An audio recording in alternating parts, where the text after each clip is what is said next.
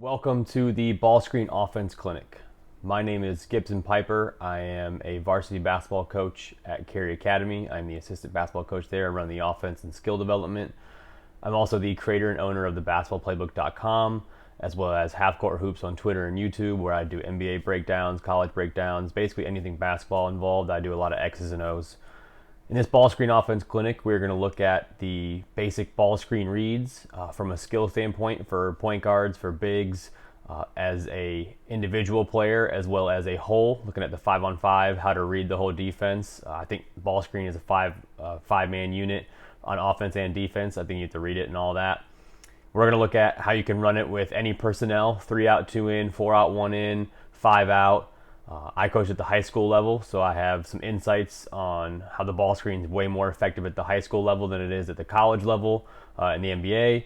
I'm not coached at those levels, but I believe I can give some insight on them after studying a lot of film and kind of looking at how they run their ball screens and the actions that are open, just with them having more spacing, different things like that. I think you'll benefit a lot from this. I'm really looking forward to breaking this down. We are going to look at the basics of how a ball screen is run. For me, it's pretty simple. It's a 2-man game, and then you kind of read after that.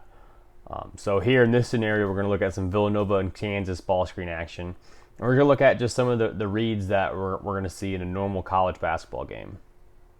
So essentially, what we have is we're going to get 2 guys on the ball, and we're going to make this a shake or a single tag read. And what I mean by a single tag is on this side, so we got Jalen Brunson on the ball screen here.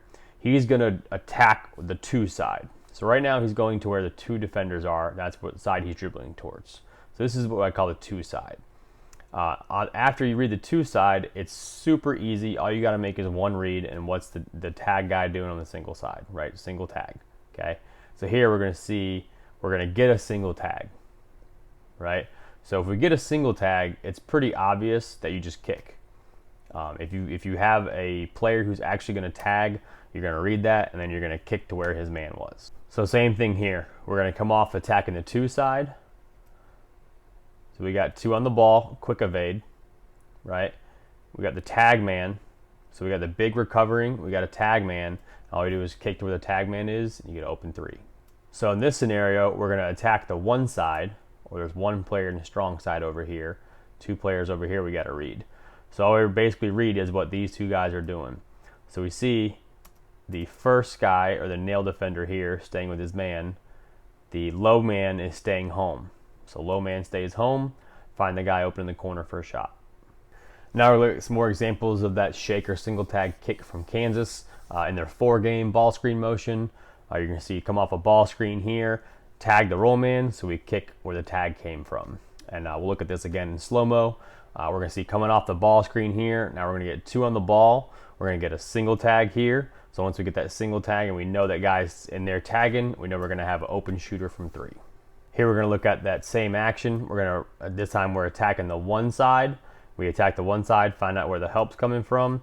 In this scenario, we got the nail man was basically helping and recovering quickly. So now we got the low man here helping. We're going to get a kick. So all I gotta do is read the defense. Nail man recovers. We got the tag man low, so we kick to where he was. Now I want to look at just a couple of examples of how we ran it this year at our high school, at the high school level. What we did was we just ran it the same way every time. We would always have the guard come off attacking the 1 side and always try to have a shooter in that corner, because at the high school level, they would never help off of 2 guys on our team. But especially at the high school level, they'd be dumb enough to help off of them, but we had guys filling behind, and we just made the reads really easy on the point guard. And we found out that if we ran it the other way, where you're attacking that 2 side, those defenders were already there, so you couldn't turn the corner easily, because the high school defense is a smaller court and they help a lot more. So we wouldn't be able to create the single tag or shake action, just because they would clog that up a lot more. So here we're going to look at a quick example, or 1 or 2 examples of how we ran. We just called it fist. So we just call fist at the high school level. Here we're going to see, and I said we flip everything right. So here basically you see that example. You're going to see 21 here is going to kind of sprint up into a ball screen and just slip that. Have the point guard try to drive behind. We get a help in the corner, and we get an open corner 3. So we ended up getting that single tag action every now and then. We just kind of ran spread ball screen and just kind of ran it different ways. So here you're going to see that. We're going to see a little spread pick and roll. We're going to attack that 2 side, right? We get the lift action here. We get a kick, and then we get a closeout, attack the closeout, and drive in for a layup. One of the good things about running our ball screen the same way we did every time fist is we ran it versus zone too, and it created a natural overload. We put 2 shooters on that side at all times, and it was just extremely difficult for the defense to guard. So here we're going to look at a couple of examples of that. So against the zone, I told our guys to kind of hold our place a little more. We really wanted that ball screen set so we can kind of create that mismatch. So here you're going to see a screen roll.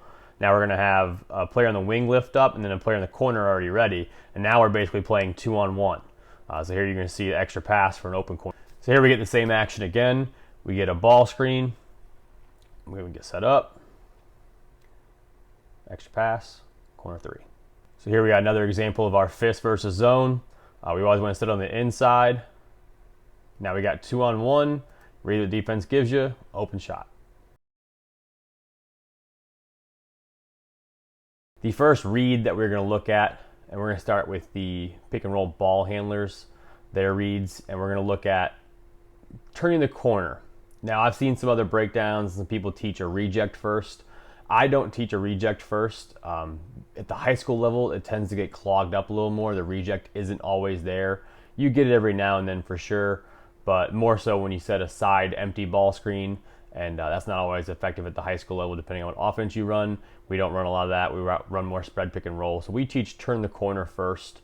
You can teach it your own way and how you see the game, but we teach turn the corner first, and that basically just means getting the ball downhill, attacking the big, usually the outside shoulder, and looking to score a layup first.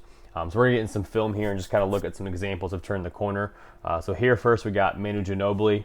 He's going to come off this ball screen here. Now we are side empty here, ironically enough, after talking about all that. And you can see the hedge man here is Nene. He's going to kind of get jammed up. A little bit of an illegal screen here, definitely moving at the FIBA level. But here you can see Manu's already looking to get downhill. The nail defender in this scenario, which would be this guy right here, is not going to be where he needs to be at the nail due to some of the spacing things at the FIBA level. I don't know why he isn't there, but he needs to be there at the nail. But you read that, you see there's no nail defender, and you just turn the corner and get downhill, beat the big for a layup. So next we got Chris Paul. You got absolutely no hedge at all, so we just get downhill. So here you see there's literally no hedge at all. Clay goes under. You're going to get downhill against David Lee and go in and score a layup. Now here we have Russ, KD pick and roll. Defender goes under. No help at all. Extremely hard to do. If you got your 2 best players, use them in a ball screen. I love this action. Here you're going to see defender goes under, but Russ is so quick at getting downhill. He's just going to put his head down. There's no hedge, no help. No corner help, obviously, because he's not going to give up a corner 3. Get a layup. Now we got Dame. Got a little bit of soft hedge. Attack that outside shoulder and reverse finish. Now here I want to show you what I mean by attack the outside shoulder. What I always teach is when you come off that ball screen, in this scenario we're going to see this is the outside shoulder, right? So we're getting downhill. We attack that outside shoulder. And in the NBA, the speed difference is much greater at the high school level or college level. But if you still attack that outside shoulder, generally speaking, a bigger guy is not going to be able to recover. And now the reverse finish comes into play because we've got help here, right? But we don't have a corner kick for a 3. The lane's clogged with 2 bigs.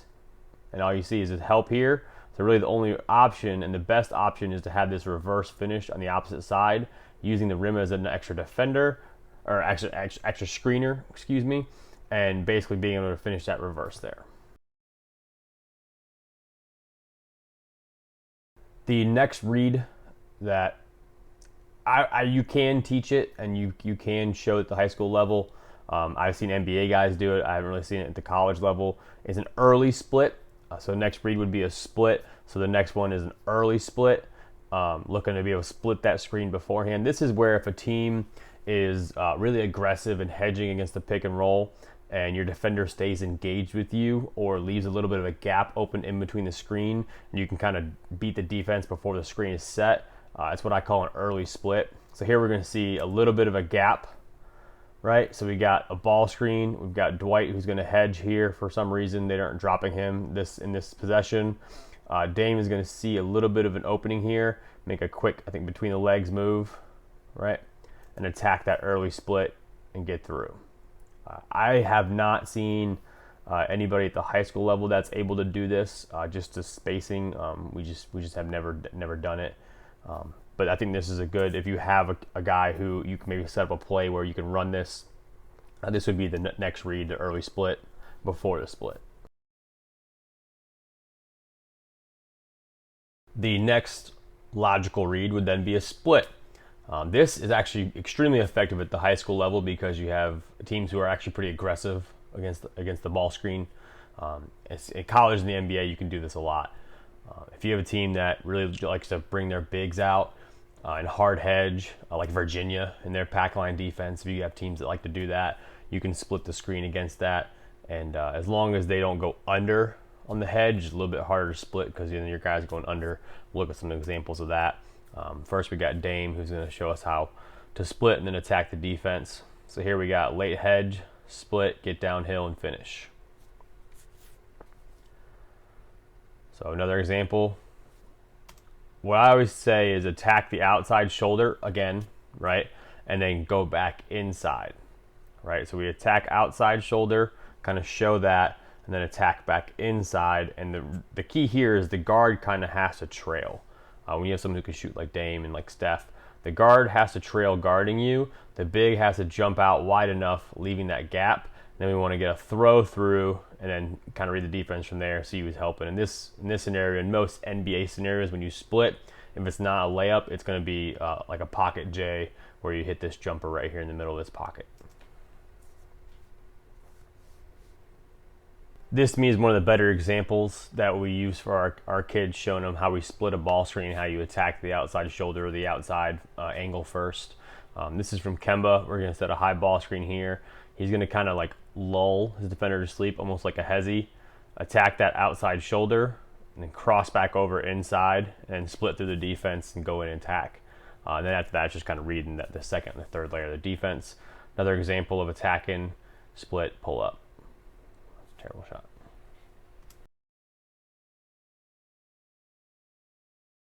The next read we're going to look at is a quick evade. I've also heard this called a U. So the Clippers call it a U move.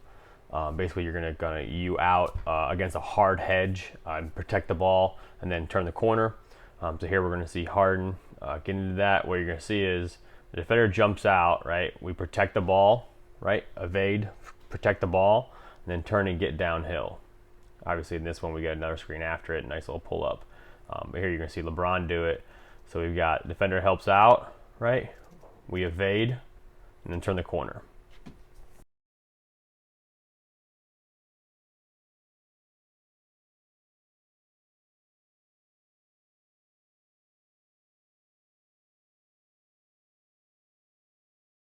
Another example of that, we protect, hit three.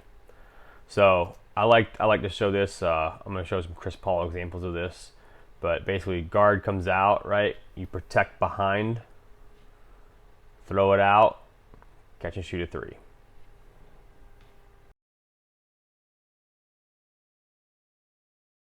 The next move or evolution is going to be a dribble hold. It's one of my favorite moves to teach. I've heard it called in jail as well. I don't like that. I like dribble hold because you're kind of holding a guy with your dribble. So here we're going to see Kyrie. We're going to get Tristan slips early. Now we've got this space where we got a big guy recovering to his man, and he kind of beats Kyle Lowry here. Kyrie beats Kyle Lowry here, right? He's got him on his back. So what he's going to do is keep him on his back, right, and just do a little dribble hold. And all Lowry can do is really kind of play, and hopefully he misses now, because if he comes from, attacking that from behind, probably getting called for a foul. So it's one of my favorite moves, especially to teach at the high school level. It also teaches the kids patience and poise at the varsity level, which is a good thing to have. So you got defender on your back, get into him with your hips, escape, pull up.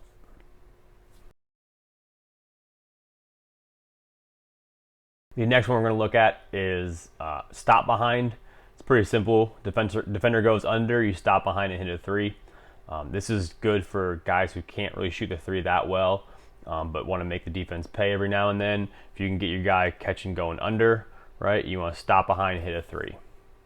So basically, anytime a defender goes under, it's usually either a stop behind or and then right into a rescreen or just a rescreen. And in the NBA, it's really hard. But you can see here, they're going under Harden, right? So he basically just stops right behind that screen, creates that space, gets an open look.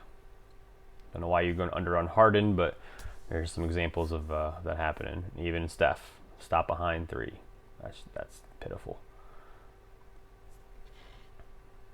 Corner the screen, stop behind it, hit a three.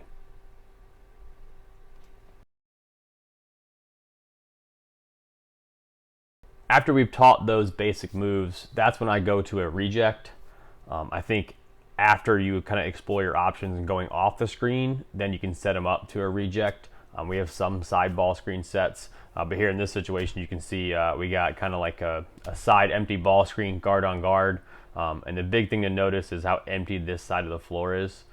You got so much room and space over there to, if you reject it, you can be able to turn the corner and attack, and that's exactly what we're going to see here. Crossover, reject, get downhill. The big guy can't help, and the glue defender can't get there. Same thing, side ball screen, reject, attack. I'm not a huge fan of focusing a lot of time on dribbling, but I like quick combo moves. So if you got a good crossover, get an alternate, crossover between legs, crossover behind the back, whatever it is. And this one, Dame's going to reject this with a between the legs crossover. One of my favorite moves to see him do. So we're going to see between the legs, like he's going to go off the ball screen, get the defender leaning, cross back over and attack, and you basically beat the whole defense. Now we're going to look at some passes that guards make. The first one's the most common one, pocket pass.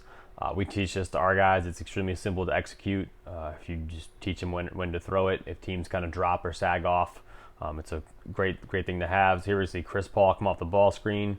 We got this little pocket here, right? Guard trailing. We got DL kind of sagging off here, and just a little pocket pass into space for a jumper. Here we're going to see one of my favorite passes from Nash, the left-hand pocket pass on the move. I think it's actually not an easy pass to make, but he makes it look so simple. So here we're going to see him come off a little step-up screen from Amari, right? Little pocket. He knew he was going to be there already. Little left hand, just little drop pocket pass. Nice soft touch on it. Same thing from Harden here. Left hand, soft touch. I think it looks so smooth when you can do this.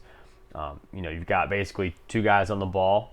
We've got a shooter in the corner with a Ariza. We got a guy who's basically essentially responsible for the roller, and it's a no-win situation.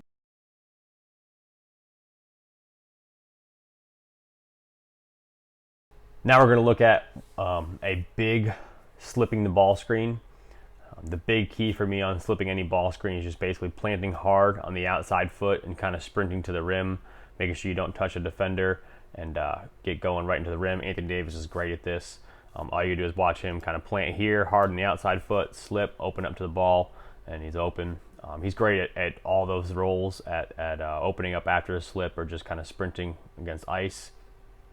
Just being able to recognize when to do this is really important. Planting hard on that outside foot and exploding is really key on this one. And here you're going to see Ryan Anderson, same thing, but he's going to roll, kind of like the pocket roll. We found at the high school level that we slip almost every ball screen now. High school refs changed the point of emphasis in North Carolina, and they really focus on calling illegal screens all of a sudden for some reason. So we usually don't even make contact. We usually just slip, try to get two guys on the ball there, kind of create a gap or driving lane.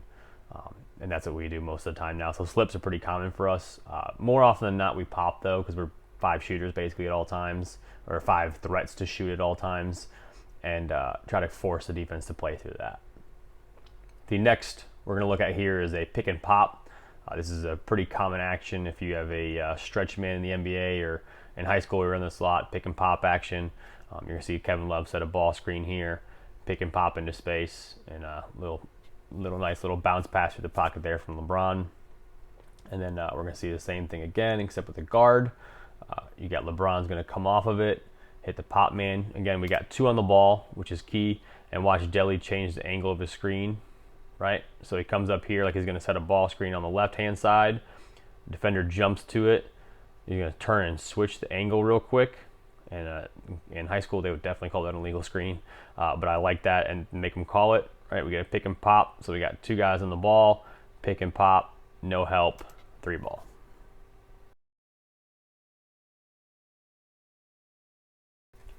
We don't see any ice defense, ice or blue side ball screen defense at the high school level.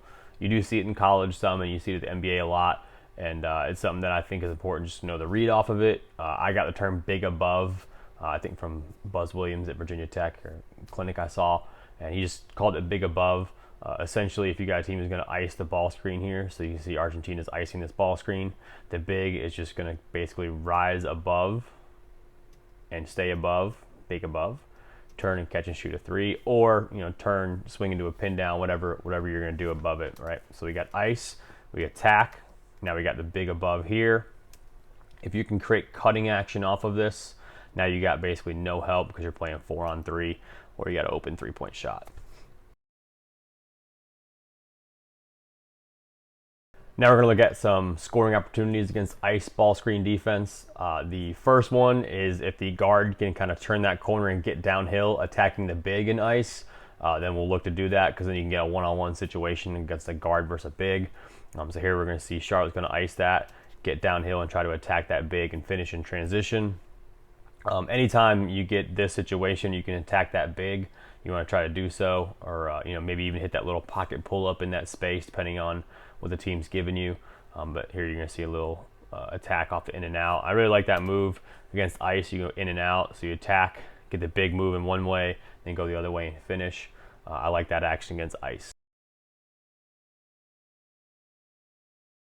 Now we're going to look at the roll man. The basic goal of a pick and roll for me is to get 2 guys on the ball. So here we're going to see this kind of creates shake action here. You're going to see Kevin Love spaced out here. So we got a single tag or a shake action here because we got basically all we got to do is read the one defender. So LeBron comes off this ball screen. Now we got 2 guys on the ball. We see the roll man's open because there's no tag. So all we got to do is kind of throw it up and let the big guy go get it. So here we got a double screen up top for Harden. Ryan Anderson sets the first one. Capella's going to set the second one. And we got LeBron on Ryan Anderson. So all Harden has to do in this situation, we got 2 on the ball now basically, right? J.R. Smith, Tristan Thompson both guarding the ball.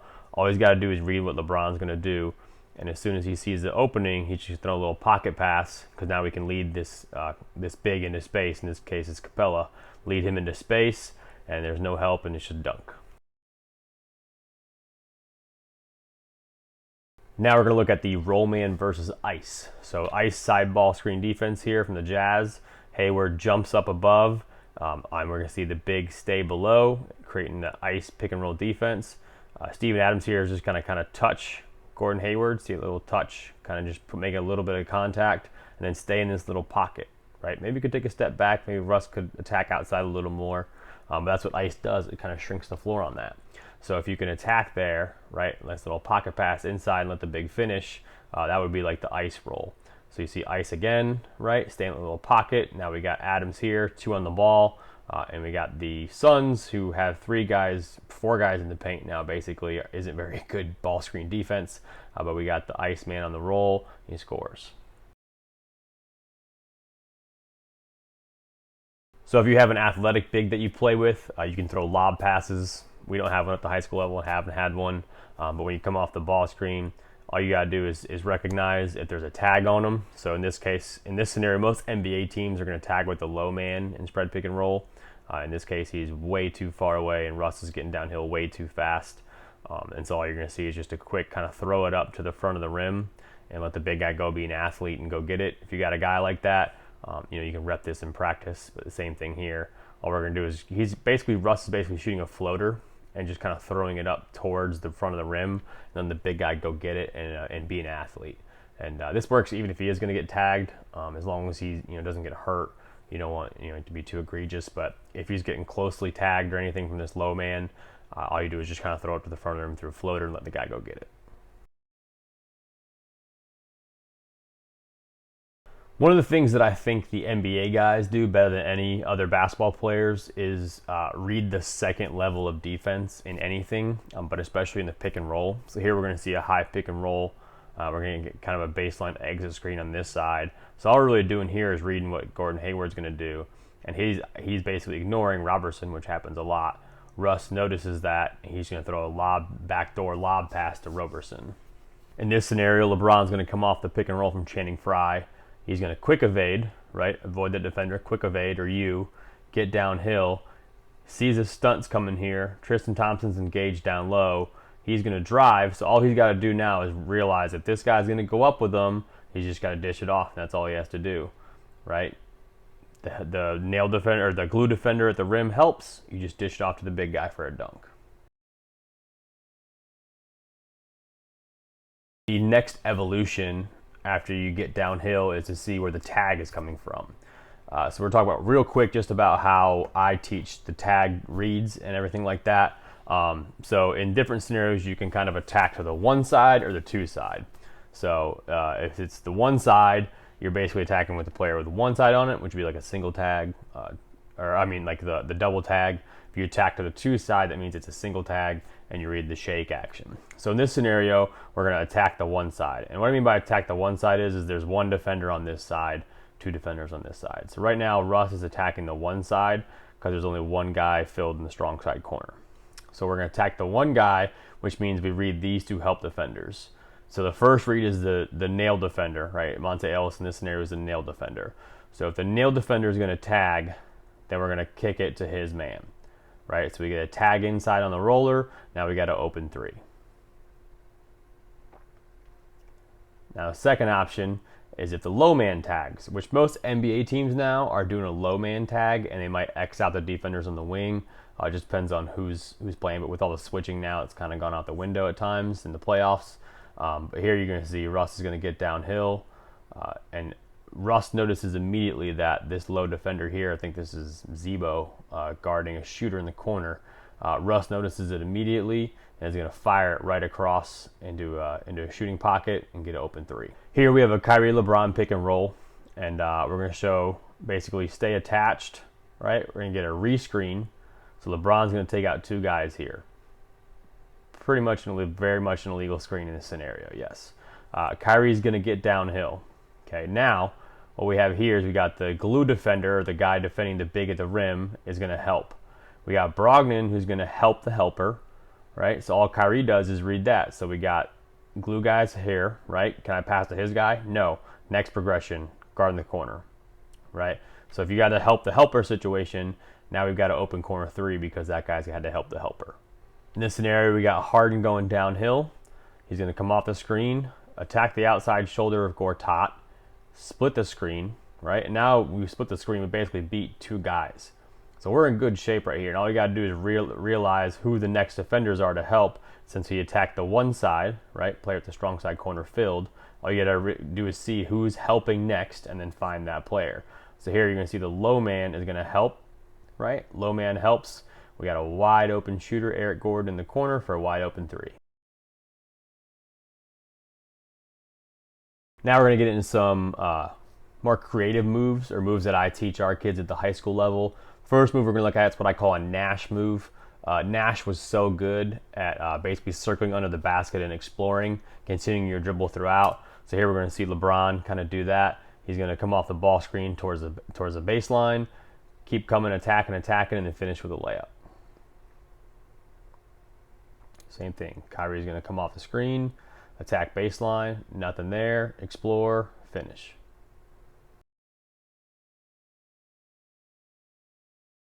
Now we're going to look at a finishing move, or what I would call a finishing move, which is a Euro step. It's one of my favorite moves to teach, especially at the high school level. Not many kids can do it effectively. If you can get a kid who can do it, it's going to look really cool and get really excited, and it'll get the team a little momentum as well as being a useful move. Here we're going to look at a Harden Euro step. The biggest thing on the Euro step for me is we're going to throw the ball out, right? Attack whichever shoulder you want to go opposite. So in this scenario, we know he wants to get back to his left hand. Dirk's a slower defender. So what we're going to do is attack Dirk's left shoulder, right? Get him moving to the left, rip the ball through, jump on our left foot, and finish with contact. And then same thing here. We're going to throw it out. This time he rips over and then finishes.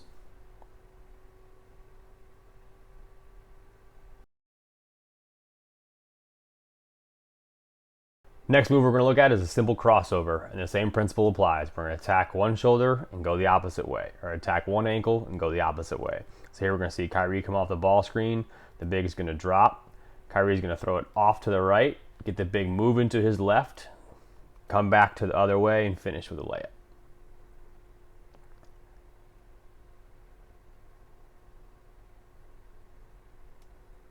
Same thing here for Dame. Come off the screen, attack right, crossover back left, into the defender, finish through contact. I want to show these few examples of Jeff Teague. He's really good at doing a double crossover. So when he comes off the ball screen here, he's actually going to cross over and then cross over again. So here we're going to see crossover right, back to the left. And he does it really, really quick. I'll let that play and then we'll go back through and look at it.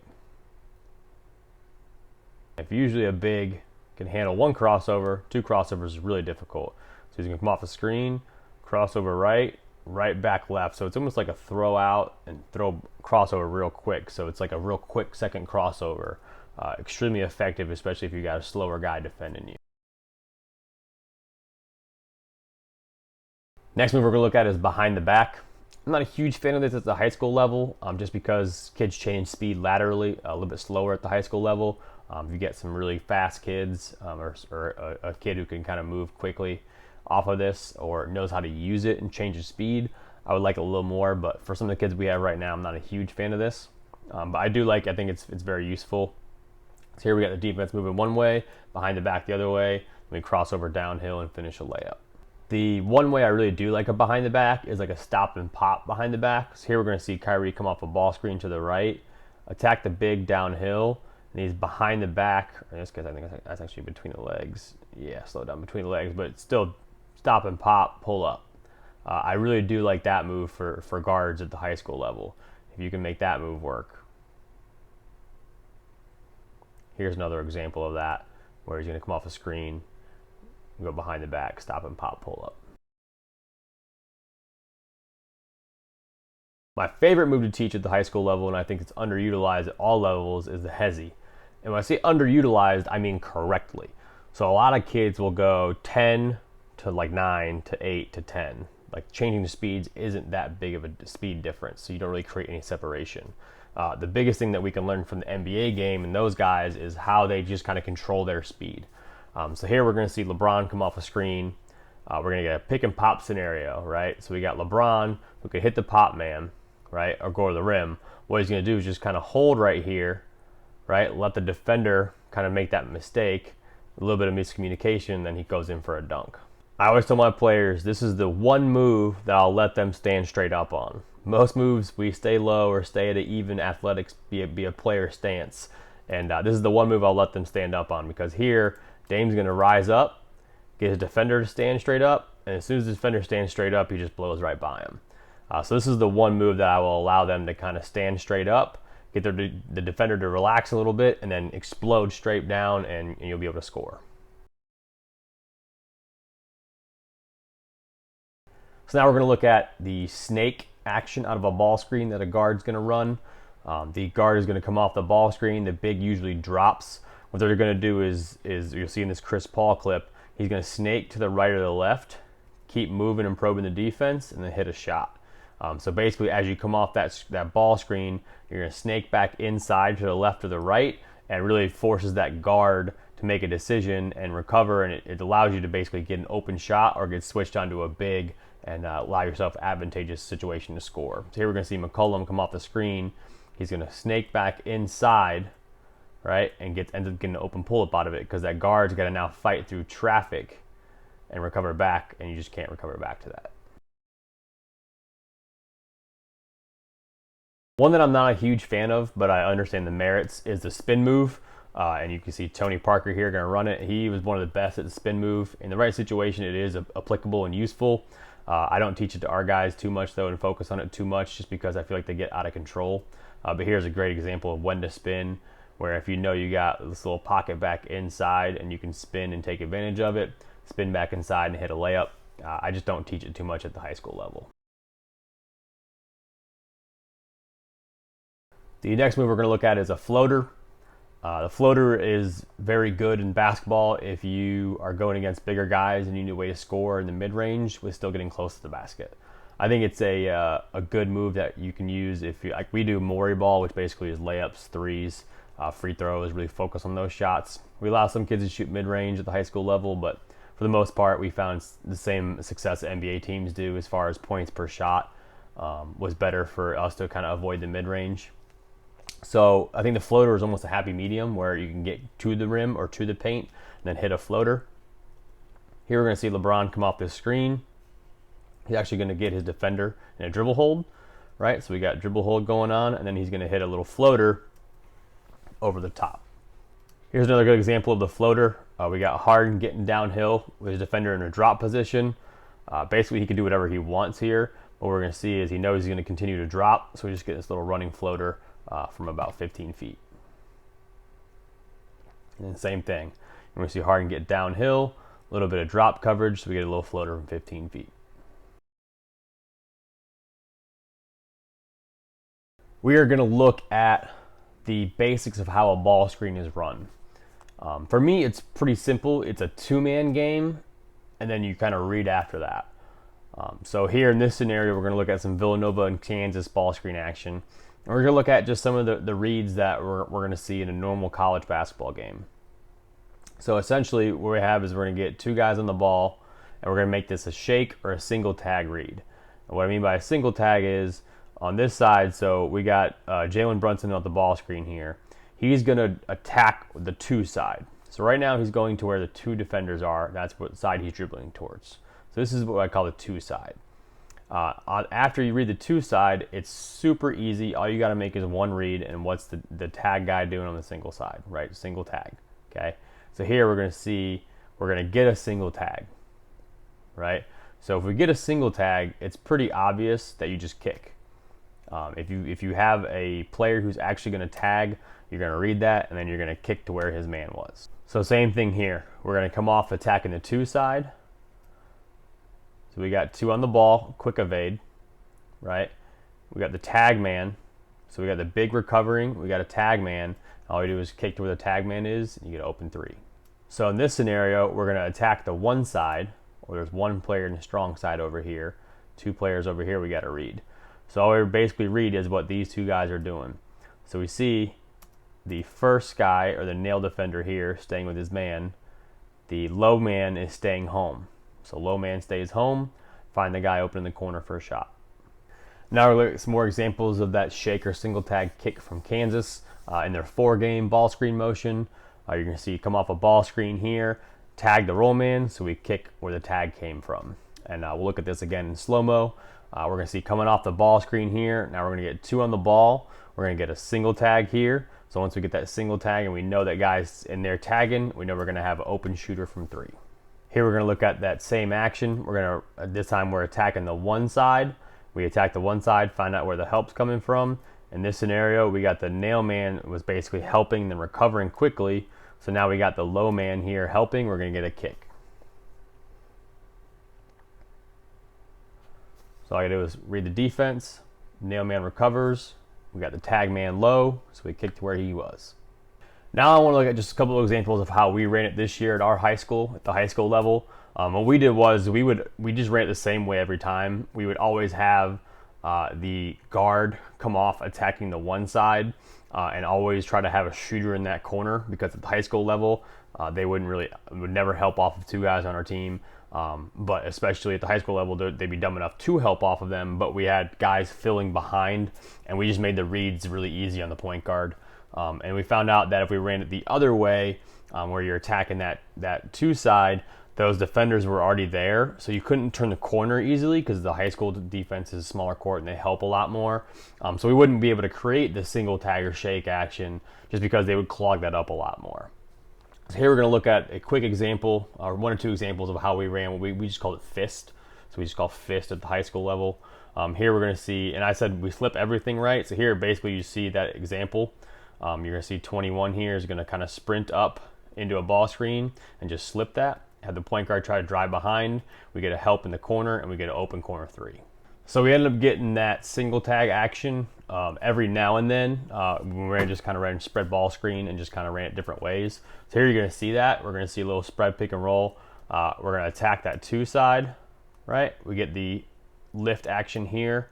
We get a kick, and then we get a closeout, attack the closeout, and drive in for a layup. One of the good things about running our ball screen the same way we did every time fist is we ran it versus zone too, and it created a natural overload. We put 2 shooters on that side at all times, and it was just extremely difficult for the defense to guard. So here we're going to look at a couple of examples of that. So against the zone, I told our guys to kind of hold our place a little more. We really wanted that ball screen set so we can kind of create that mismatch. So here you're going to see a screen roll. Now we're going to have a player on the wing lift up and then a player in the corner already ready. And now we're basically playing 2-on-1. So here you're going to see an extra pass for an open corner. So here we get the same action again. We get a ball screen. We get set up. Extra pass, corner 3. So here we got another example of our fist versus zone. We always want to sit on the inside. Now we got 2-on-1. Read what the defense gives you, open shot. Well, that's going to do it for the ball screen offense clinic portion. You have a video playbook as well as a skill pick and roll edit, as well as some player breakdowns, some individual breakdowns of specific reads and things like that, things I think you can take and teach with your team, as well as a PDF breakdown. I hope you enjoyed this. I know I got better as a coach just doing it. I look forward to incorporating some of the things that I learned in this coming season. Please share, let people know, and just let them know that you found something, you got something out of it, you found it beneficial. If you aren't a member yet of my website, I do have a membership program at my website that you can get access to all my information for 1 monthly price. If I can do anything else for you, please let me know. You can find me on Twitter at halfcourthoops, YouTube halfcourthoops, thebasketballplaybook.com. My email is gibson.pyper.13@gmail.com. Please contact me. I'd love to chat and talk about what you learned and what I can do better. Thanks.